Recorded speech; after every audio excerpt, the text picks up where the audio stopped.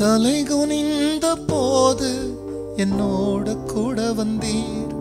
நான் குனிந்த இடத்திலே எந்தன் தலையை உயர்த்தினீர். நான் தலை குனிந்த போது என்னோட கூட வந்தீர். நான் குனிந்த இடத்திலே எந்தன் தலையை உயர்த்தினீர். என்னை விட்டு கொடுக்காதவர், என்னை நடத்துகின்றவர், என்னை பாதுகாப்பவர் என் நேசர் நீரே. என்னை விட்டு கொடுக்காதவர், என்னை நடத்துகின்றவர், என்னை பாதுகாப்பவர் என் நேசர் நீரே. கர்த்தருடைய பரிசுத்த நாமத்திற்கு மகிமை உண்டாவதாக. ஆண்டவராகிய இயேசு கிறிஸ்துவ நாமத்தில் வாழ்த்துக்கள். கிருபையும் சமாதானமும் உங்களுக்கு பெருகுவதாக.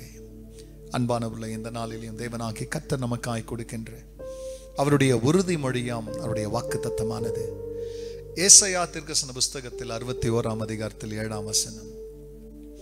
உங்கள் வெட்கத்திற்கு பதிலாக இரட்டத்தனையாய் பலன் வரும்.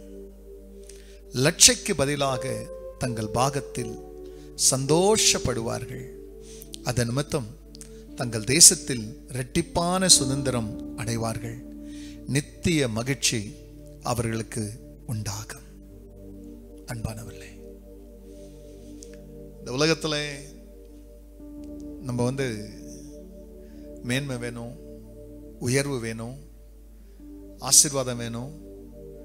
இப்படி பாசிட்டிவ் சைடில் இருக்கிற எல்லாமே நமக்கு வேணும். நமக்கு நிந்த வேணாம், அவமானம் வேணாம், கண்ணீர் வேணாம், கலக்கம் தேவையில்லை. இப்படி இதெல்லாம் எனக்கு வேண்டாம் ஆண்டவரே என்று அநேக சமயத்தில் நம்ம ஜபித்திருக்கிறோம். ஆனால் நம்ம ஜபித்ததற்கு மாறா கர்த்தர் நம்மளை நடத்தியிருப்பார். வெக்கத்தின் பாதையில் எத்தனையோ பேர் நம்ம காதுகள் கேட்க நம்முடைய குறைச்சல்கள் நிமித்தம், நம்ம குறைவுகள் நிமித்தம் இதுங்கெல்லாம் ஒன்றத்துக்கும் உதவாததுங்க, வக்கு இல்லாததுங்க, வழி இல்லாததுங்க, இவங்கெல்லாம் வாழ்க்கையில் மேலே வர முடியாதுன்னு எத்தனையோ பேர் நம்மளை அவமானப்படுத்தியிருப்பாங்க. உங்களை அவமானப்படுத்தியிருப்பாங்க. அந்த அவமானங்களை நீங்கள் ஒண்டி கேட்கல, உங்களை உண்டாக்கினவரும் கேட்டார், கூடவே அதை பார்த்தார். ஆனால் மௌனமாக இருந்தார். நீங்கள் அவமானப்படுறதுக்கு ஒரு நேரம் இருந்துச்சு, ஆனால் அவமானத்திலிருந்து தேவன் உன்னை தூக்குறதுக்கு ஒரு நேரத்தை வச்சிருந்தார். யோசேப்பு அப்படி தான் தள்ளினாங்க குழியில், தூக்குறதுக்கு ஒரு நேரம் வச்சார். பிரியமானவர்களே, வேதத்தில் அநேகரை கீழே யாரெல்லாம் போட்டாங்களோ அவங்கள கர்த்தர் தூக்கினார். அதுபோல் தாங்க சொல்றார், உங்கள் வெட்கத்திற்கு பதிலாக இரட்டத்தனையான பலன் வரும். ஒரு ஆமேன் சொல்லலாம். உங்கள் லட்சைக்கு பதிலாக தங்கள் பாகத்தில் சந்தோஷப்படுவார்கள். அது நிமித்தம் தங்கள் தேசத்திலே இரட்டிப்பான சுதந்திரம் அடைவார்கள். நித்திய மகிழ்ச்சி அவர்களுக்கு உண்டாகும். இந்த வாக்குத்தத்தத்தின்படி உங்களுடைய வெட்கத்தை கர்த்தர் மாற்றுவார். உங்கள் லட்சைகள் மாறும், சந்தோஷம் வரும், இரட்டிப்பான பலன் வரும். இன்னைக்கு எவ்வளோ சிறுமை, எவ்வளோ நெருக்கம், எவ்வளோ பிரியமல்ல நிந்த அவமானம் இருக்குதோ எல்லாத்தையும் மாற்றி உன்னை கர்த்தர் தான் நடத்தினாருன்னு உன் எதிராளிகள் சொல்லத்தக்கதாய் கர்த்தர் செய்வார். ஜெபிக்கலாம். பரிசுத்தரே,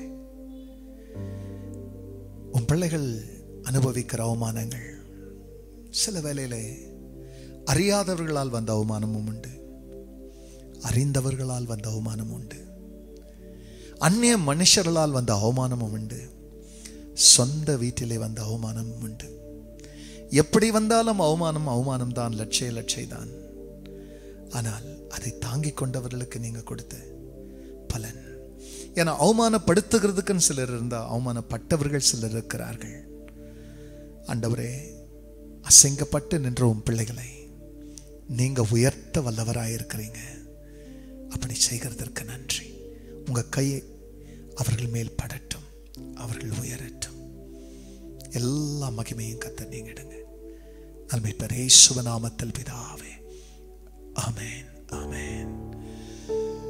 நான் தலை குனிந்த போது என்னோட கூட வந்தே,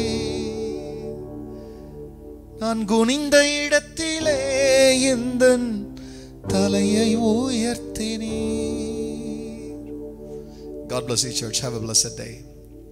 ஆமென்.